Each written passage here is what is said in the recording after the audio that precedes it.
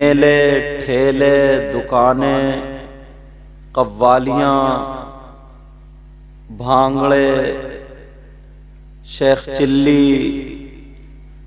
और ये तमाम खुराफातें करने लगेंगे। सही बता रहा हूं मैं। यहां अगर कोई दूसरी महफिल होती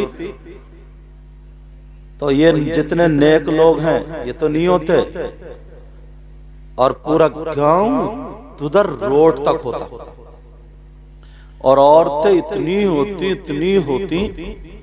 अब तो पड़ो भी आराम से सो रही। मतलब दीन से इतने दूर होते चले जा रहे हैं लोग, इतने दूर होते चले जा रहे हैं हर चीज में।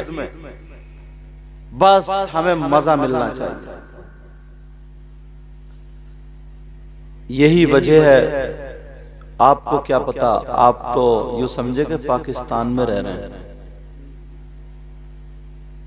आपको फलस्तीन के हालात मालूम है क्या? पता है आपको? आप तो सुबह नाश्ता कर लिए खूब पेट भर के, खेत पे चले गए, धान काट लिए, गेहूं काट लिए, गन्ना काट लिया वगैरह वगैरह। दोपहर को आके बीवी ने फिर गोश्त रोटी बना दी, खूब जमा के खा ली तुमने। शाम तक फिर निकल गए तेरी मेरी बुराई करने, चौराहों पे बैठने, इधर उधर गप्पे लड़ाने। शाम को फिर आए, सोए 8 ही बजे या 7 ही बजे पढ़ के सो गए। न नमाज का पता न कुछ। लेकिन ये मत सोचो, जब अल्लाह की तरफ से आजमाइश और इम्तिहान आता है ना, तो उस वक्त मतें कट जाती हैं। कम से कम 10 जगह तो हमारे पास 10 जगह से फोन आए कि हुजूर दुआ करना, बुखार बहुत खतरनाक चल रहा। एक को दफना के आ रहे, मौत से कितना डरता है, तब फोन कर रहा दुआ करना। बोले हमारे घर आके बस कदम रख दो, पूरा घर बीमार। अच्छा अब कदम रखूंगा तेरे घर। जरा सोचने की बात। जरा सी अगर हवा चल जाती है ना, इंसान की जिंदगी क्या? पानी का बबूला। पानी से पानी टकराया, बबूले उठ गए। वो बताशों की तरह होते हैं ना, पानी पे चलते हैं। थोड़ी हवा चली, फट। थोड़ा सा तिनका चुभ गया, फट। पानी से पानी टकराया, खत्म। हल्का पानी में बह गया, हवा में उड़ गया। ये जिंदगी हमारी तुम्हारी। वैसे कहते हो यार हमारी दुआएं कबूल नहीं हो रही। तुम्हारी किस्मत है, तुम्हारे यहाँ पे एक अल्लाह वाले का मजार है, दादा मियाँ का। बाज गांव ऐसे जिसमें किसी वली का मजार तक नहीं है, जहां पे पूरी दुनिया गलत हो सकती है मगर नबी की बात गलत नहीं हो सकती। जहां पे अल्लाह वाले का मजार होता, रहमत बरसती है वहां पे। तो तुम नाशुक्री कर रहे हो। इतना मजमा होता, इतना मजमा होता, और उससे पाक दादा मियाँ को उसमें इतना मजमा। ये नहीं देखते चलो तुम किसी उसके चले जाओ तो उनसे तुम्हारी लड़ाई है, बुराई, जबकि नहीं होनी चाहिए। चलो नहीं जाओ, लेकिन अल्लाह वाले से किसकी लड़ाई है? अल्लाह वाले से किसकी दुश्मनी है? अल्लाह वाले से किसकी नाराजगी, बोलचाल नहीं? इसमें पार्टी बंदी या ऐसी तरीके की कोई बात आती नहीं है। अल्लाह वाले तो सबके हैं, कोई बरादरी का हो, कैसे ही हो। मगर कहां हालात इतने खराब हैं। एक दिन फिर पलट के आएगा ना, जैसे अब वो दवाइयां, अंग्रेजी दवाइयां काम नहीं कर रही हैं, फिर लोग जड़ी बूटी की तरफ आ रहे हैं। अब वो टेरी काट के मसाले वाले कपड़े काम नहीं कर रहे हैं, फिर लोग कॉटन की तरफ आ रहे हैं, खद्दड़ की तरफ आ रहे हैं। ऐसे ही एक दिन वो होगा ना, जब कहीं नहीं बनेगी ना, जब मारे जाओ, जब बुरी तरीके से, जब हालत खराब होगी, फिर अल्लाह वालों को मजारों पे आओगे। मर्ज ऐसे हो गए, अब दवाई भी काम नहीं कर रही। अब ढूंढ रहे हो तुम फकीरों को, अब ढूंढ रहे हो तुम अल्लाह वाला। हो गए ऐसे। अभी दिन दूर नहीं है प्यारो, पलट के आना चाहिए यार। अल्लाह वाले के आस्थाने पर, उनके उर्स पाक में, उर्स मुकद्दस में, तुम कल को किस मुंह से जाओगे मजार शरीफ पे मांगने के लिए? कौन सा मुंह लेकर के जाओगे? फिर वलियों का सहारा कहां से लोगे? मैं रास्ते बता रहा हूं, तुम्हें जरा तवज्जो रखना। अल्लाह के रसूल सल्लल्लाहु ताला अलैहि वसल्लम इरशाद फरमाते हैं, एक हदीस शरीफ से शुरू होता हूं। अस्सलातु अलैया नूरुन अलस सिरात।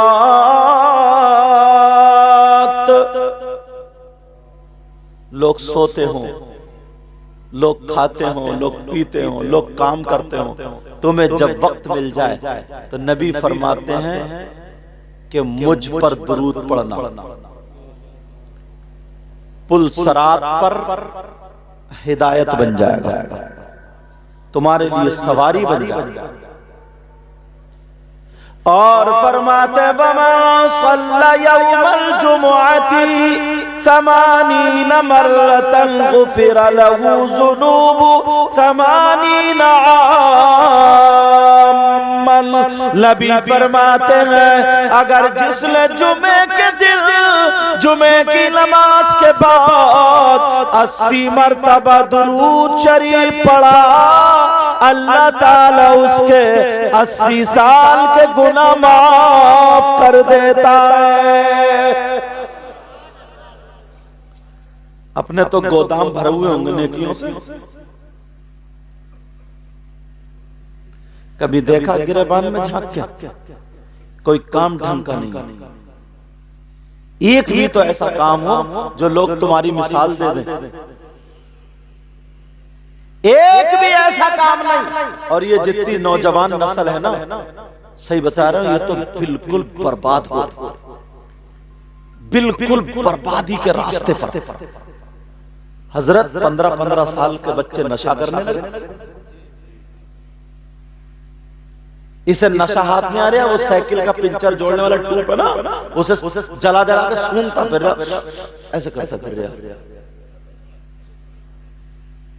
मोजे जिनसे इतनी बदबू आती है ना, उन्हें जला जला के कहीं चरस, कहीं इसमें रख दो, कहीं भंग, कहीं कुछ बीड़ी सिगरेट में भर भर के और पी रहे और नशा मार रहे और बस। तवज्जो रखो मेरी तरफ, जिंदगी बर्बाद कर रहे हैं, बर्बाद। यार ये पहले पुराने ही बैठे, इनकी जवानी नहीं थी, इन्होंने निरा नदी का पानी पिया, पत्थर भी पिए मगर फिर भी सब गला गए। और तुम फिल्टर का पी रहे हो तब भी तुम्हारे किडनी भरी पड़ी है पत्थरों से। जिसके देखो तो पतरी, जिसके देखो 25 साल का 15 साल का लिव 52 पी रहा है, इसका लीवर ठीक नहीं।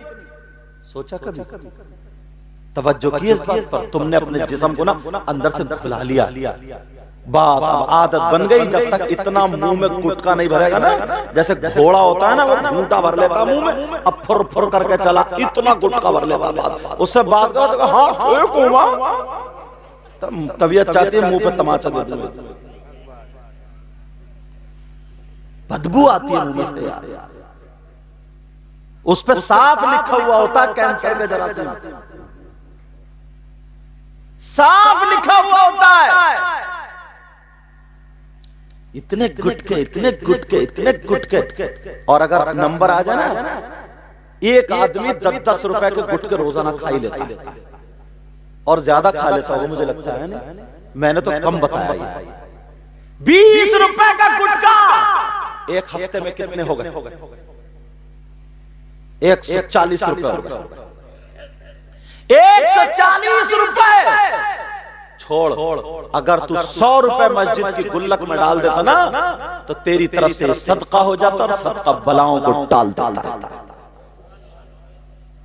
100 रुपए अगर हफ्ते में डाल देता तो एक मस्जिद में अगर 100 रुपए हर आदमी डालता तो कम से कम एक मस्जिद में 100 आदमी नमाज पढ़ने आते हैं। एक जुमे में 10,000 रुपए होते और 5 जुमे में 50,000 होते। चंदा करने की जरूरत नहीं पड़ती, इमाम की भी तनख्वाह, मुअज्जिन की भी तनख्वाह।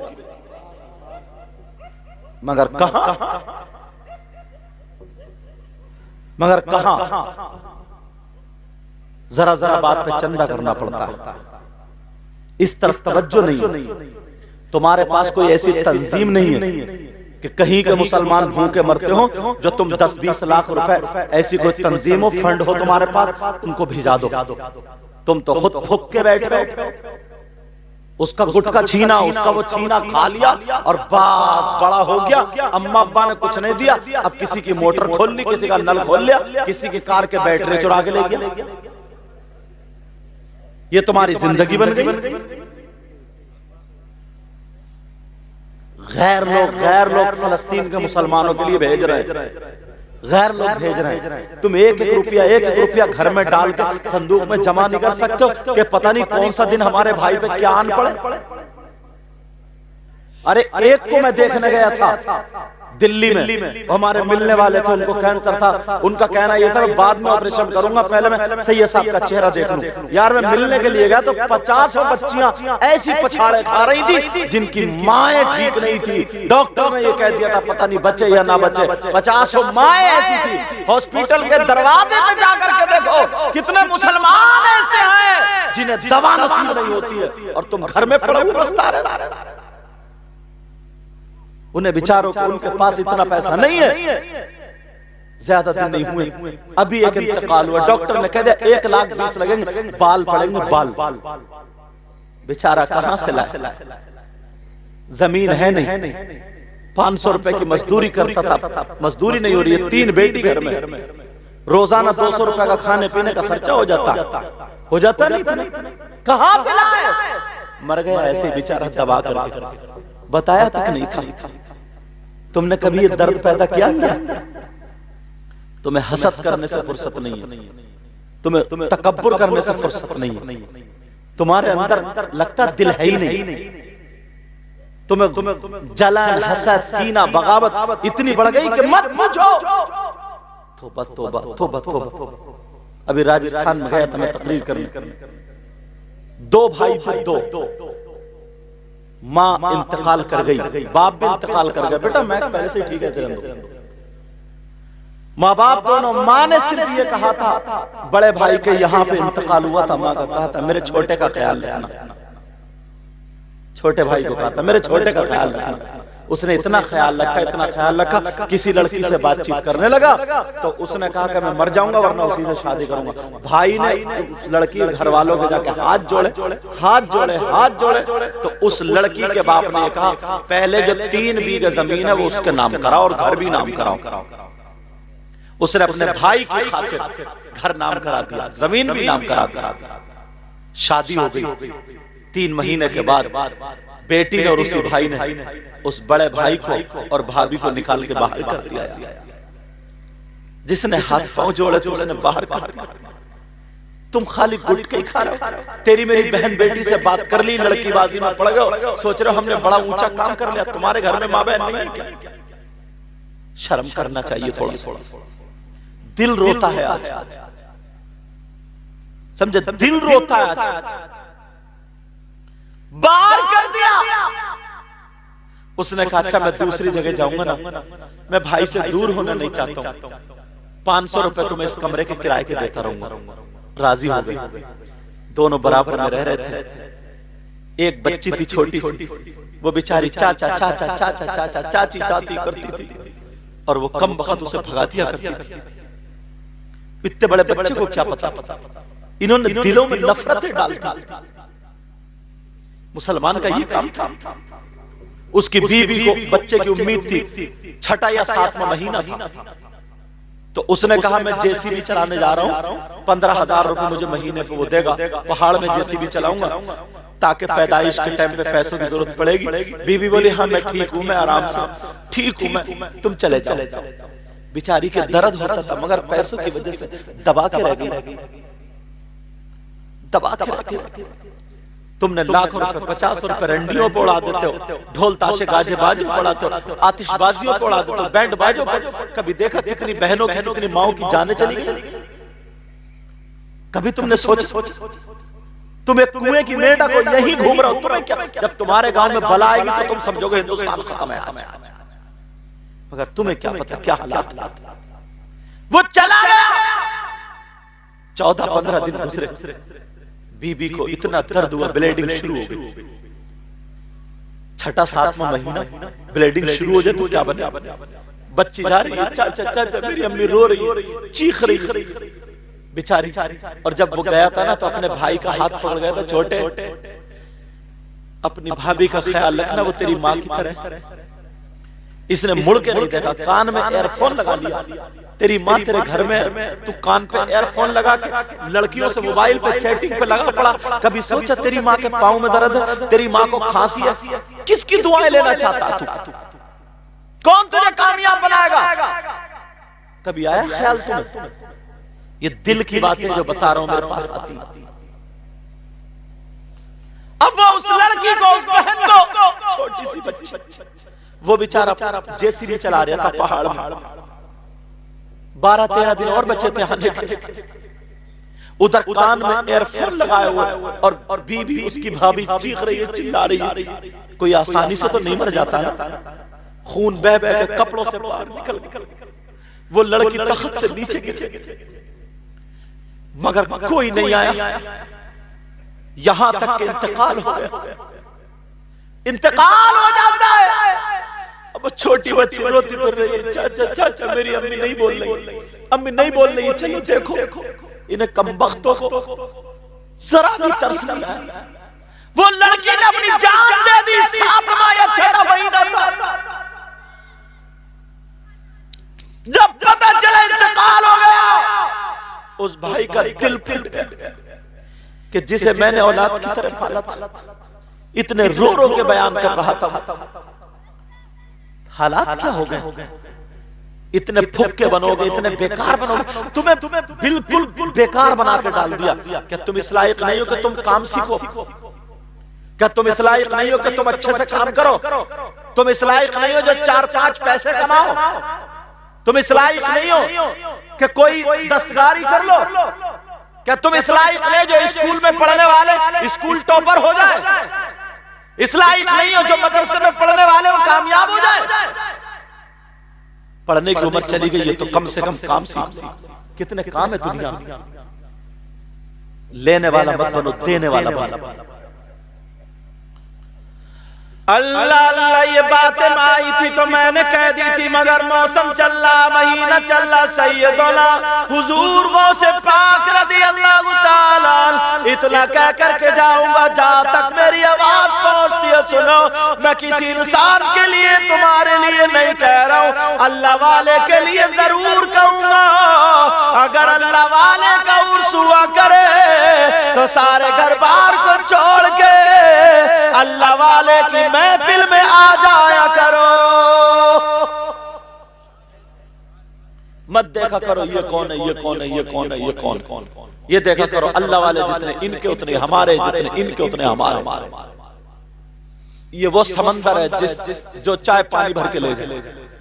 समझ में आ रही बात? सैयदना हुजूर गौसे पाक रज़ी अल्लाह ताला अन्हु, अल्लाह वो खानका है उनकी, वो बारगाह जहां पर ना झाड़ू मारने वाला भी झाड़ू मारते मारते मारते मारते मारते मारते वली हो जाया करता था। अब्दुल हक मुहद्दिस देहलवी लिखते हैं, हजरत जहां पर जूतियां साफ करने वाला भी जूती साफ करते करते करते करते अल्लाह का वली हो जाता था।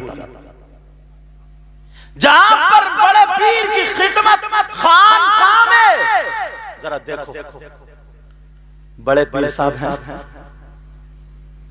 बड़े पीर साहब ने उनको पढ़ाया नहीं, बड़े पीर साहब ने उनको बिठाल के उनके सर पे हाथ रख के किताब नहीं पढ़ाई, तस्बीह नहीं पढ़ाई, सिर्फ एक इतना काम करते थे कि बड़े पीर साहब की खानकाह में जितने मेहमान आते थे, जो लोग आते थे, तो वो लोटे से उन मेहमानों का वुजू बनवाते थे। खाने का टाइम होता तो हाथ धुलवाते थे, जब खाने के बाद जरूरत पड़ती थी तो हाथ धुलवाते थे लोटे से। उनका नाम क्या था? शेख अहमद अल-बारिकी। क्या नाम आता सीरत गौसे पाक में उनका नाम? शेख अहमद अल-बारिकी। मगर वो सारे काम लोटे से करते थे ना, तो उनका लक़ब ये पड़ गया था कि लोटे शाह वाले बाबा। क्या नाम पड़ गया था? लोटे वाले बाबा। क्या लक़ब पड़ गया था बोलो? अब सब इसी से मशहूर हो गए, लोटे वाले बाबा सबके नजदीक। कोई और काम नहीं, किताब नहीं पढ़ाई उन्होंने, कुछ नहीं, मगर बड़े पीर सुबह को आते थे तो नजर, शाम को आते थे तो नजर मारते थे। अल्लाह, बड़े पीर की नजर ही काफी है, अल्लाह वालों की नजर ही काफी है। अगर तुम आ जाओ ना अल्लाह वाले की बारगाह में, तो जहां पर दवाइयां फेल हो जाएं, बच्चे ना हो, तो इनकी बारगाह से बच्चे मिलते हैं। तुम्हारे गांवों में अगर बीमारी हुआ करे ना, तो अल्लाह वालों का वास्ता दिया करो। ये किस्मत से अल्लाह वालों के मजार यहां पर है। अब सैयदुना मुहम्मद सैयदुना शेख अहमद अल बारिकी लोटे शाह बाबा, दिल में एक दिन ख्याल आया ना, यार मुझे इतने दिन हो गए लोटे से वुजू बनवाते पता नहीं मुझे कुछ मिला या नहीं मिला। और यहाँ पर बड़े पीर की बारगाह में आते इतने लोग, किसी को वली बना दिया, किसी को कुछ, किसी से कहा कि जाओ वहां पे दीन का काम करो, किसी को कहीं भेजा, मुझे कहीं नहीं भेजते, लोटे से ही वुजू बन चल लिया। चलो अब खानका से निकलो यार, बहुत दिन हो गए, दिल में आ गई। मगर उन्हें क्या पता था, बड़े पीर ने कहा है अगर मेरा चाहने वाला मशरिक में हो और मैं मगरिब में हूँ, वहीं से पुकारे तो वहीं से मदद करता हूँ उसकी। अब उसने बताया नहीं, दो कहीं से बुजुर्ग आ गए और जैसे ही आए उन्होंने कहा कहां से आए, कहां जा रहे हो? कहा बड़े पीर भेज रहे हैं हमें दीन की खिदमत करने के लिए, और सफर करना 7 दिन का सफर। लोटे शाह बाबा कहने लगे मैं भी तुम्हारे साथ चलूंगा, या खालका में पड़े पड़े उगता गया हूं, थोड़ा घूम के आ जाऊंगा। उन्होंने कहा नहीं, तुम्हें नहीं जाना है। कहने लगे ले चलो बाबा, ले चलना, तुम्हारे साथ रह करके मैं भी कुछ हासिल कर लूंगा। नहीं माने तो बोले चलियो। अब जा रहे हैं साहब, एक दिन हो गया, दूसरा दिन आया, 24 घंटे गुजर गए। तो ये लोटे वाले बाबा बोले क्या भूखा मारने का इरादा है क्या? बोले क्या मतलब? बोले 24 घंटे हो गए खाना नहीं खाया। मैं बड़े पीर के ना सुबह में नाश्ता करता था, 2 टाइम खाना खाता था, मुझसे इतना भूखा नहीं रहा जाएगा, खाने का इंतजाम करो। अब वो दोनों अल्लाह वाले कहने लगे हमारे साथ रहोगे तो चलना पड़ेगा। कहा नहीं रहूंगा, अभी साथ में खाना भी खाऊंगा, खाना मंगाओ, खाने का इंतजाम करो।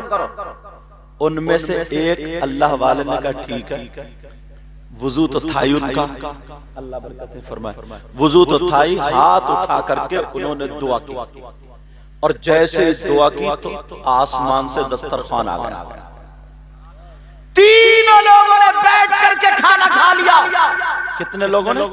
तीनों ने बैठ करके खाना आराम से खाया, और खुदा का शुक्र अदा करने के बाद अब चल पड़े, चलते चले जा रहे।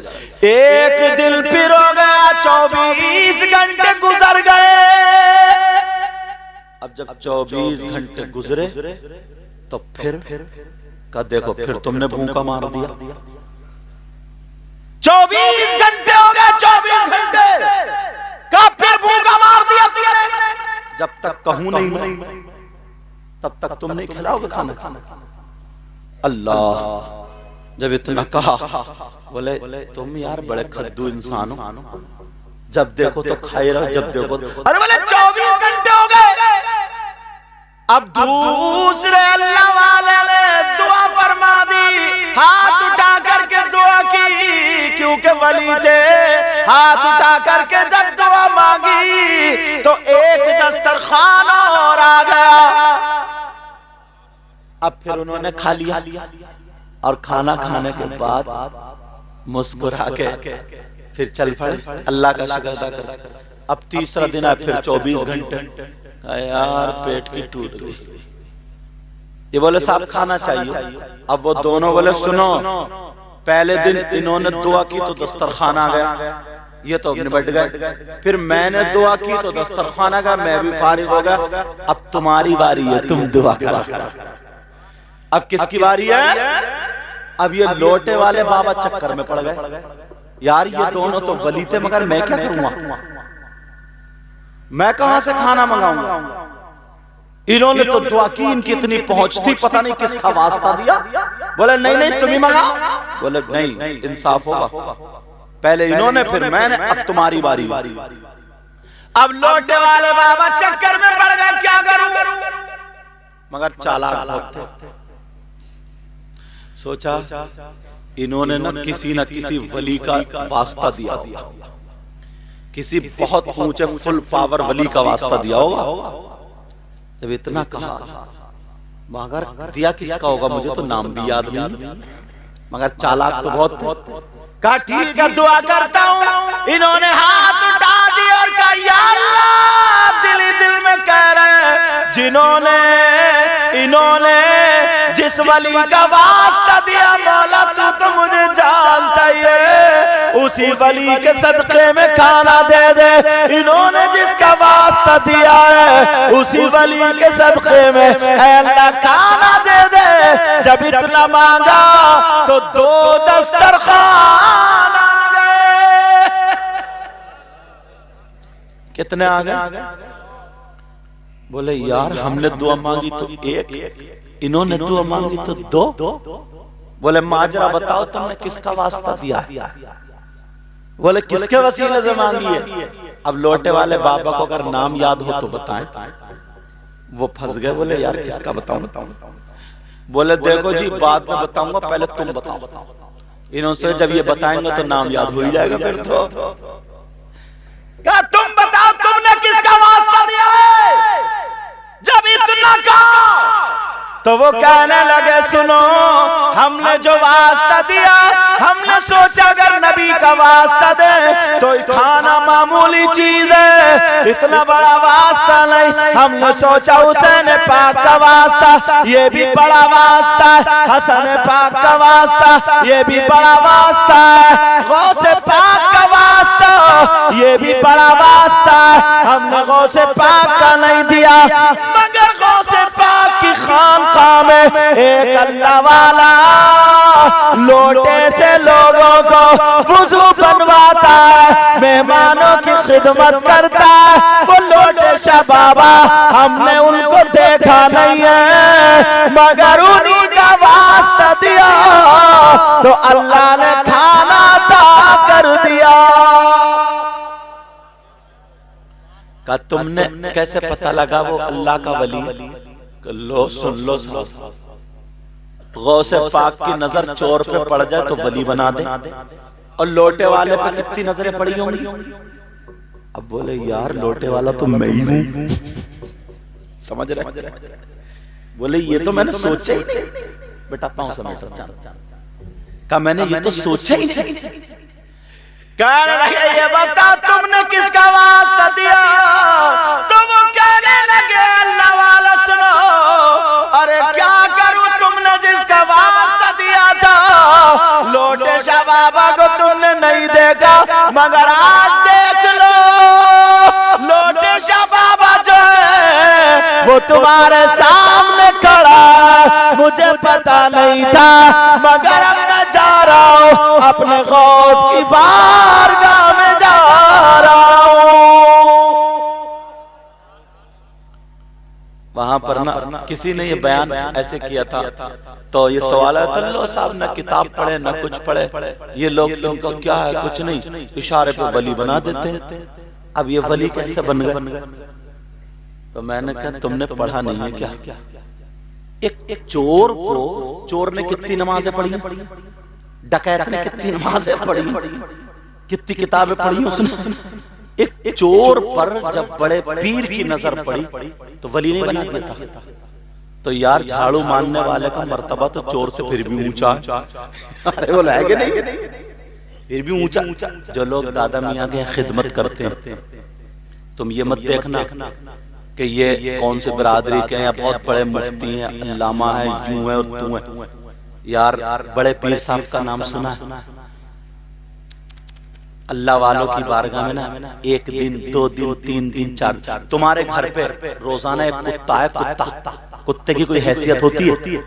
रोजाना है कुत्ता, तो 10-20 दिन के बाद 1 दिन खाना डाल दोगे, 2 दिन डालोगे, फिर वो हिलिया गया आता चला गया। 1-2 महीने के बाद तुम उस कुत्ते को मोहब्बत की नजर से नहीं देखोगे। तो यार किसी अल्लाह वाले के यहाँ तुम झाड़ू लगाओगे, एक दिन नहीं, 2 दिन नहीं, 3 दिन नहीं, 4 दिन नहीं, किसी न किसी दिन तो प्यार की नजर पड़ेगी। और तुम्हारी नजर प्यार की पड़ेगी तो तुम रोटी का टुकड़ा दोगे, और अल्लाह वाले की जब नजर पड़ेगी तो वो तो फैजान का टुकड़ा तुम्हें दे देगा। ये तो मकसद है। अरे साफ खुली दलील तुम्हें दे दूं। तुमने ये सुना होगा कि हजरत सुलेमान अलैहिस्सलाम, उनकी हवा पर भी हुकूमत, पानी पर भी हुकूमत, बादशाह बहुत बड़े और नबी भी। सुना नहीं सुना तुमने ये? अब सुनो, उन्होंने एक दिन वतफक़द तैर फ़क़ाल मा लिया ला अरल हुदूद, उन्होंने परिंदों को जमा किया, हुदूद नहीं था, कहाँ थे बताया, पूरी बात बता दी कि साहब मैं देख के आई हूँ। हुदूद बोला कि एक औरत मर्दों पे हुकूमत करती है जिसका नाम बिल्कीस है, उसका ऐसा ऐसा तख्त है। तो हजरत सुलेमान ने कहा ये बताओ तख्त कौन लाएगा? तो एक जिन कहने लगा कि मैं तख्त लेकर आऊं। कितनी देर में? बोले महफिल बर्खास्त होने से पहले पहले। कहा नहीं जल्दी। फिर उससे ज्यादा ताकतवर कोई था ही नहीं। तो उसमें एक अल्लाह का वली था, उस महफिल में अल्लाह का वली खड़ा हो गया, बोले मैं लाऊं। ताकत देखो अल्लाह का वली को। कहा कितनी देर में? कहा आप आंख का पलक नहीं झपक पाएंगे, लाकर रख दूंगा। सुलेमान अलैहिस्सलाम ने आंख का पलक झपका, उसने हाथ ऐसे की, तख्त आ गया।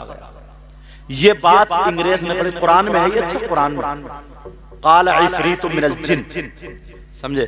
तो अब ये बात अंग्रेज ने पढ़ी तो वो ईमान ले आया। उसने कहा मैं भी अब यही इल्म हासिल करूंगा। क़ाल लज़ी इंदहु इल्मुम मिनल किताब। इत्तिफाक से जब वो ईमान ले आया और नमाज़ें पढ़ने लगा, मगर हाथ उनके लग गया जिनके पैजामे ज्यादा ऊंचे होते। बेचारे को जमात में इतना रटाया, कढ़ाइयां मंजवाई, स्टोव पे हवा डलवाई, पुटलियां लदवा दी। कहा अब वो कह रहा ये इल्म कब मिलेगा? बोले अल्लाह सब दे देगा, अल्लाह सब दे देगा, तू कुछ मत करिए, समझे? बोले ना बस अल्लाह से ही मांगो, अल्लाह ही देगा, अल्लाह ही देगा। अरे तो हवा क्यों इससे रगड़वा रहे आते? बेचारा अंग्रेज जैसे तैसे हो गया मुसलमान, कढ़ाइयां मांझ दो, उसका खुद कढ़ाइयां बना दो, समझे? अब मांझता चला जा रहा, मगर कुछ दिनों के बाद बाबा फरीदुद्दीन साबिर पाक के मामू पाक पटन शरीफ के दरबार से गुजर हो गया। सुभान अल्लाह। कहां से गुजर हुआ? पाक पटन शरीफ, अभी जो मौजूदा पाकिस्तान में, वहां साबिर पाक के मामू का मजार है, जिनका नाम बाबा फरीदुद्दीन गंज शकर है। समझ में आ रही? जिसका नाम बाबा फरीदुद्दीन गंज शकर है। उधर से जब गुजर हुआ तो ये जमात भी इधर से जा रही थी, तो बच के जा रही थी थोड़ी सी मजार से। बच लो, कब तक बचोगे? तो उधर से लोग आ रहे थे, कोई काले कपड़े, कोई हरे, कोई सफेद, नूरानी चेहरे, किसी के हाथ में मोर के परों की झाड़ू, किसी के हाथ में वैसे ही झाड़ू। बोले यार ये कौन लोग है, बड़ा अच्छा लग रहा है, इनके दाढ़ी भी है, ये भी मुसलमान लग रहा है, चलो देख के आते हैं इसमें, चलते क्या हो रहा है। बोले ना यहाँ मस्जिद शिरक हो रहा है, शिरक, यहाँ मस्जिद शिरक हो रहा है। मगर क्या पता था बाबा फरीदुद्दीन खींच रहा है। उसने हाथ छोड़ा, उसने झटका दिया और भाग गया अंदर।